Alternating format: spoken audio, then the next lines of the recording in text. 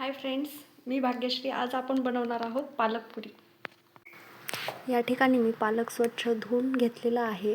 त्यानंतर कोथिंबीर, हिरवी मिरची, लसणाच्या पाकळ्या, जिरे घेतलेले आहेत आणि आता याचं मी वाटण करून घेत आहे. त्यानंतर गव्हाचं पीठ मी चाळून घेतलेलं आहे. त्यामध्ये तीळ टाकलेले आहेत आणि ओवा, मीठ, थोडंसं चवीनुसार मीठ टाकू शकता आपण. आता हे ग्राइंड केलेलं मी सर्व मिश्रण यामध्ये टाकून घेत आहे. कोथिंबीर वगैरे आणि हे पालकची प्युरी पण काढून घेतलेली आहे, ती पण यात मिक्स करून देऊया. आपण चमच्याने किंवा हाताच्या साहाय्याने कशानेही पीठ मळू शकतो. त्यानंतर थोडंसं त्यात तेल गरम करून टाकून घेऊयात, म्हणजे अगदी मऊ सॉफ्ट अशा पुऱ्या तयार होतील. आणि नंतर पीठ मळून घेऊया. अशा प्रकारे मिश्रण मिक्स करून त्यामध्ये आपल्या आवडीनुसार तेलही टाकलं तरीही चालतं, असं काही नाही. आपापली इच्छा. कुणाला कडक छान मिक्स करून घेऊयात. अशाच 5 ते 5 मिनिटं 10 मिनिटं आपण ठेवू शकतो. झाकून ठेवूया आणि त्यानंतर आपण हे बघा, माझा मुलगा कसा पोलपाट वगैरे घेऊन रेडी आहे. त्याला पण वाटतं मी पण करावं. अशा प्रकारे हा डो तयार झालेला आहे. मी त्याला 5-1 मिनिटं झाकून ठेवलेलं आहे. त्यानंतर आता मी पुऱ्या करायला घेत आहे.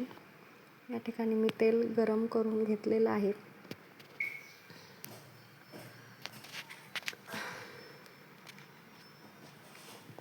आता आपण याच्या पुऱ्या करून घेऊया. आपण जशा हव्या तशा आपण पुऱ्या करून घेऊ शकतो.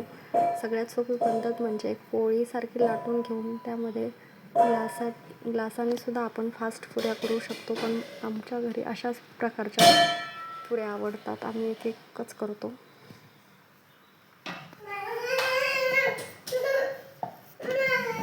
मला पण खूप टेस्टी लागतात ह्या पुऱ्या. मुलांना पण खूप आवडतात. आपण कशाही सोबत खाऊ शकतो. माझ्या मुलाची तर इतकी जिद्द चालू होती, तो म्हणत होता मला करू दे, मला करू दे. आता तेल गरम झालेलं आहे, त्यामध्ये मी पुरी सोडून घेत आहे. अशा प्रकारे ह्या पुऱ्या करायला खूप सोप्या असतात. अगदी कमी वेळात होतात ह्या पुऱ्या. त्याला काही जास्त झंझट वगैरे लागत नाही. आपण फास्टमध्ये नाश्ता तयार करू शकतो. पालक असाही कुणी खात नाही. पुऱ्या अगदी सोप्या आणि साध्या पद्धतीने फास्ट सर्वजण खातात. सर्वांना ह्या पुऱ्या आवडतात.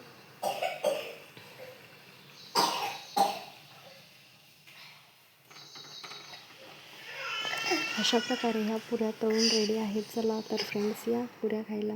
Bye bye.